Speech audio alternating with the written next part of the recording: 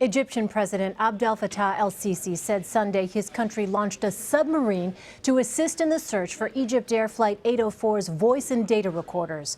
A U.S. intelligence source confirmed to CBS News the black box recorders have been located by their pings, and searches in the Mediterranean Sea are ongoing.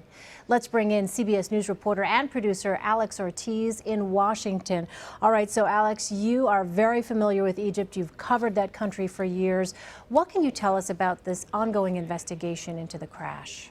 Well, so as you just said, Egyptian President Sisi has announced he will be bringing in the oil ministry's submarine to help look for the missing black boxes and the plane wreckage.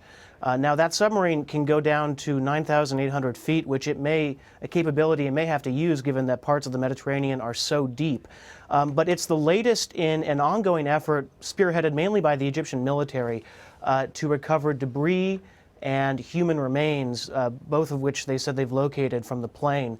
Now, we know that the Civil Aviation Ministry said recently, yesterday, that it will actually require DNA testing in order to identify those human remains, that which passenger they came from. But that didn't stop relatives and Egyptians from mourning the tragedy that left those 66 people dead over the weekend. They held funeral services for the deceased, carrying empty caskets through a mosque and saying prayers for their souls. Oh, such a sad scene. Alex, Egypt's president cautioned against rushing to any conclusions about the crash. If this incident is terror-related, no group has yet claimed responsibility. And when Metrojet Flight 9268 was taken down by a bomb in October, ISIS was quick to take responsibility. Do you have any sense what that might suggest regarding what might have happened here? That's a great question. Yes, I mean, as you mentioned, ISIS, when they brought down the Metrojet plane last October, they had a claim of responsibility out on the online jihadi sphere within 6.5 hours, 7 hours. So they were very fast to claim responsibility, say, we did this. And one thing about ISIS and about their claims of responsibility is they're usually not making it up. I mean, there's usually something there that reflects on what they claim they've done. The fact that we've heard nothing from them yet leads some people to suspect, well, maybe this isn't them, or maybe we just don't know. Now, that hasn't stopped Egyptian officials from publicly speculating that terrorism could be the leading cause of the crash, that it's more probable, in fact, that a mechanical failure. And certainly, we did hear this new audio released overnight from air traffic controllers in Italy, where the pilots checked in with air traffic control. There's nothing in the purported audio that would suggest any kind of mechanical issue or technical failure with the plane. It's all very routine, very casual.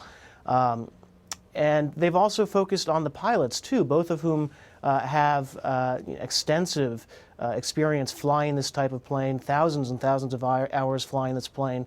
So still a mystery, and really everyone's waiting to hear what's on those black boxes. That could be the key to unlocking exactly what brought this plane down. And Alex, do you have a sense what the response has been to the investigation in Egypt? Do people there have faith that they're going to get some answers?